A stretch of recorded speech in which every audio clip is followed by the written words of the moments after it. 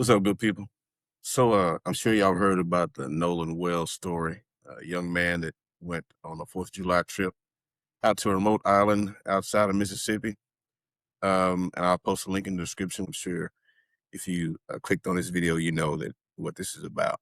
There's been evidence to show up where uh, Benjamin Crump had posted a picture of supposedly on July 5th where this Nolan Wells, God rest his soul, was at a pool party sometime after he's already reported missing. Now, I don't know where they came from, or if it's actually legit. But again, that's not my point. Just want to give you some context about what I'm here to talk about. As a retired detective, I know one thing for sure. If you ever heard that show called The First 48, we all know that the first few moments in investigation is very important. It's crucial. So right now, Benjamin Crump, he is now helping the family. In Jackson County, initially, when the mother made a report of a missing person concerning her son, when she did that, there was a discrepancy or some not much clarity in where and who was supposed to be investigating this. This delay could have been life-threatening. You know, it could have saved her life. We don't know. All these elements from the beginning, from the time that she called the police, when they tried to make a decision on what jurisdiction it should be, that should have already been figured out when the phone call came through. You don't wait till there's a tragedy. So if it's on the lake, it may be the sheriff's department. If it's on land, it may be the city, vice versa. Either way, somebody get the paperwork rolling so we know what's going on. Now, on the videotape they produced that was found on the phone, I believe, somehow this video came up where Nolan Wells said, "Hey, give me back my phone." Then the phone was found with one of the friends who was there at the lake at the time. Now, that to me is enough to at least enough probable cause to investigate how you got his phone. He's a missing person. You got his phone, how you end up with his phone, and you got his car keys. And when the father went to pick up the car keys, he had a little trouble trying to get the car keys, right? And if you say that he is really your friend, like a brother to you, as soon as the father shows up and tells you, "Hey, look, my son is missing. Have you seen him?" Well, he's not home. Then you got a boat. The same preparation it took you to get this party together. Let's find the same people there and let's get back here and help me find my son. You know, can you help me find my son? No. They not, none of that went on. So instead of them helping him search for his son, what they ended up doing was one kid was asleep when he showed up. What they ended up doing was getting lawyers, from what I understand, getting attorneys and representation. The very first few hours of his disappearance, they should have been on it right then. Because whatever happened there, the evidence could have been on one of those boats. We don't know. You'll never know now. The people that were there, cell phone, Snapchat, all these things that they think could be instrumental in finding out what happened, all those things could now be destroyed, tampered with. We may never find out what actually happened to them. You might be able to get real close, and it's not what you know, it's what you can prove. Now, you have a lot of speculation about him being the only black kid there. Is that a factor? Could be. Not saying it is a factor, but it can't discount it either. So now, even if that wasn't a factor, if he was really like your brother and he was really a friend, why are you not helping him look for him right now? If that was my friend and he didn't come back, and the parent comes to tell me, "You know what? Hey, my son didn't come back," I would feel partially responsible. "Hey, man, let's go look for him. What do you want me to do? What can I help you with?" You know what I mean? If I'm not involved, that's where I'm going. But if I know what's going on, I might not say shit, right? And that's kind of what they're doing. Now, I'm not accusing. I'm saying based on my experience, I know one thing. None of this is normal. Any reasonable person knows that these things are not normal. Something's not adding up. At best, if they don't get some investigators that are tied to the investigation early on, every day counts. So if they don't get these investigators tied to this investigation fairly quickly, work either simultaneously or in conjunction with the sheriff's department, whoever's investigating it,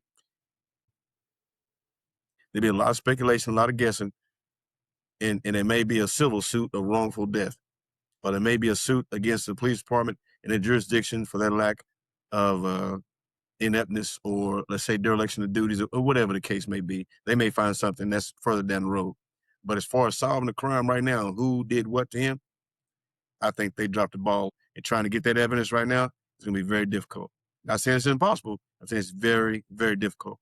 Then let's say that He did say he wanted to stay there because that's the story they're giving, saying he wanted to stay. Well, he did stay. Now he's deceased. Now what happened there? Like, what happened there? Okay, are we going to investigate what happened there? Because if they said he stayed, then somehow he ended up deceased at the end. Why are we not backtracking that way? Why are we not talking to the people that were there at the time? Why are we not going back and trying to figure out who was there, who wasn't there? Why are we not getting the phone numbers to the people that were there and start tracking their phone? Let's get their geofence to see where they were at the time. How many people were there? Anybody that's located, I want everything you got. Everything you got. And any boat that was there on the scene at the time that left, at the time of his disappearance, hey, I want to know what boats were there. We checking all that, right? I'm checking your phones, cell phones, friends, Facebook friends, Snapchat, checking everything. Some people believe that Snapchat disappears in 24 hours, which on your cell phone it does, but really it doesn't always 100% disappear. That Snapchat stuff sometimes goes to other parts of your phone. You can't see it, can't pull it up, but a good forensic analyst can find it. So there's a lot of things there, and the longer they wait, the worse it's going to get. Let's say there was evidence on that boat. Gone now. Who knows where they are, right? But whatever evidence that was essential at the time has now been delayed. And every delay takes you further and further away from solving this crime. It's definitely a crime. It's definitely a crime. So if he said he wanted to stay, why are we not why were you not helping him look for him before his body turned up? Why?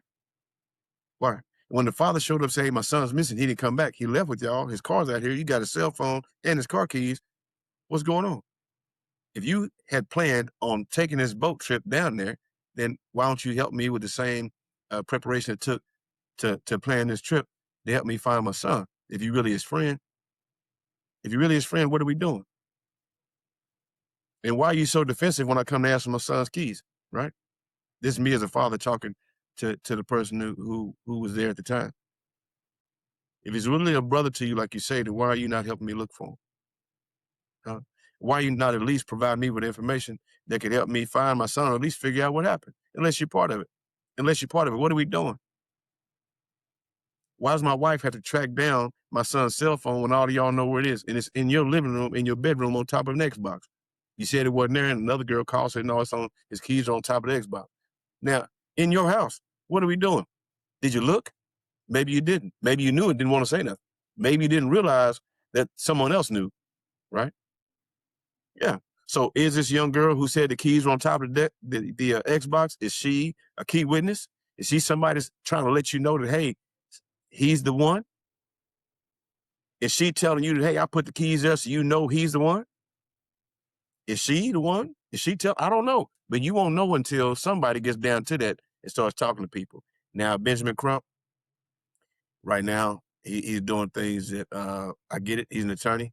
Rules of evidence, all things that they do, I get that. But he's doing this without any direct connection to the witnesses. But if I were a detective, the young girl who said, hey, the keys on top of the Xbox in his room, are you telling me something? Do you know something? Did you mark him with those keys? I don't know. Did you mark him? I don't know. We need to figure that out. But as a detective, that's what I'd be getting to. I would be getting to the bottom of that right there. And I would start right there. Because clearly, to me, it sounds like it's something else she wants to say. It does. It does. It does. But anyway, my point, I want to drive that home. I understand that Tyler Perry is paying for the funeral arrangements for the family. I understand that the forensics analyst or a coroner is actually doing a autopsy in D.C. with no direct connection to Mississippi in Jackson County, and is being paid for by Colin Kaepernick. Although those things are very important contributing factors, the problem is you may find out the way he passed away or what might have caused his death, but you don't know who did it, right? And that's what you got to tie it into. Who did it and who was there?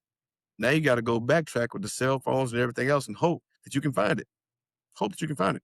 Now you got people that are connected to Jackson County, and you got one whose parent is a lawyer and possibly a judge who's already made a statement, getting ahead of the game. She already made a statement, posted it online. All those things can be found online, but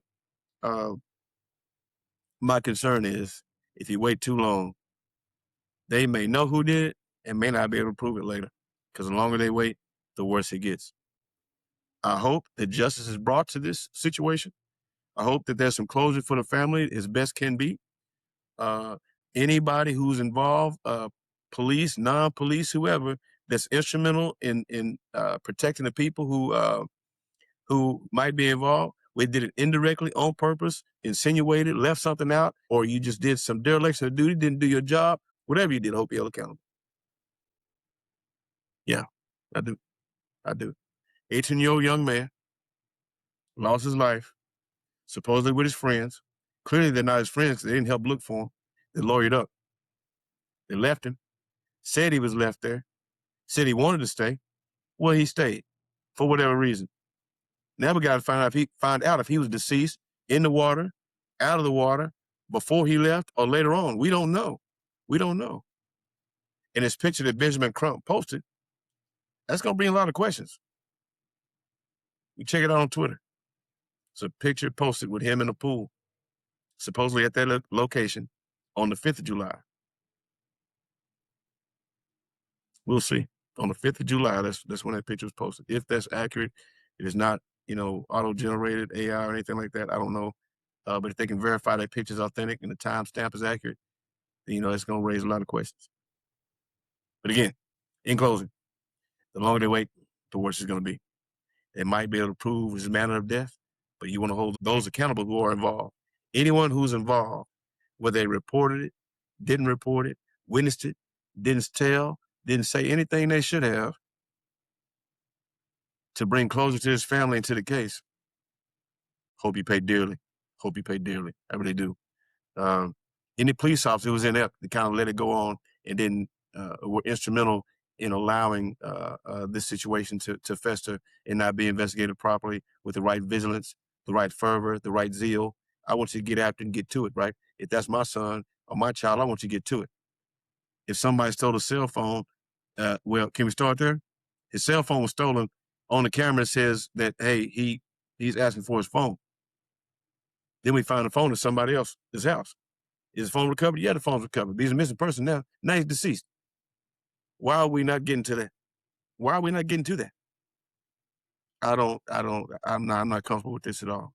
This is a problem. It's an issue. But I do know that they're not getting after it the way it should be handled. There's not enough zeal, not enough fervor, not enough enthusiasm behind this investigation.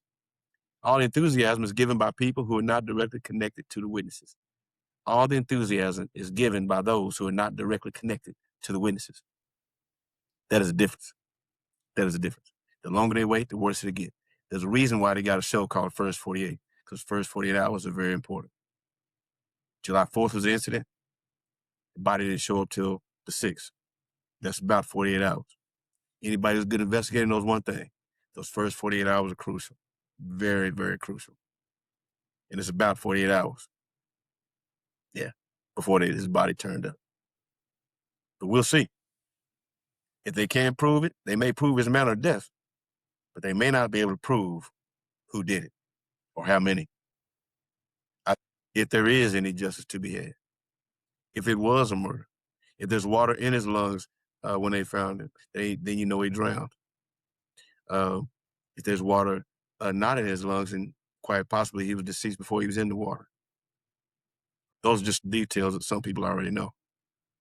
But the matter to me is the fact that who can you prove had a hand in it?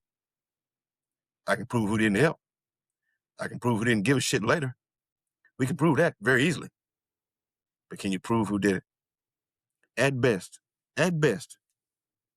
if they don't find who did it in the manner of death, and those people around were contributing factors or contributors to his death, then the best they can probably get is a civil suit through Benjamin Crump, which actually specializes in civil suits, and might get wrongful death, and may sue some people, but the people who need the criminal side, that's going to be very difficult. So I hope that Benjamin Crump, if this video gets to him, I hope that you got investigators that specialize in these kind of things that are right there and getting to it right now. Because the longer you wait, the more difficult it will be. More difficult it will be. Because the evidence right now is being destroyed. Evidence, if there is any, is gone. If there was something on the boat, gone. If there was something, anything that would could help in the investigation, wash it away. Only thing you got now is digital evidence, cell phones, videos, maybe something like that. Like, that's a problem. It's a huge problem. But we'll see. We'll see how this turns out. But yeah.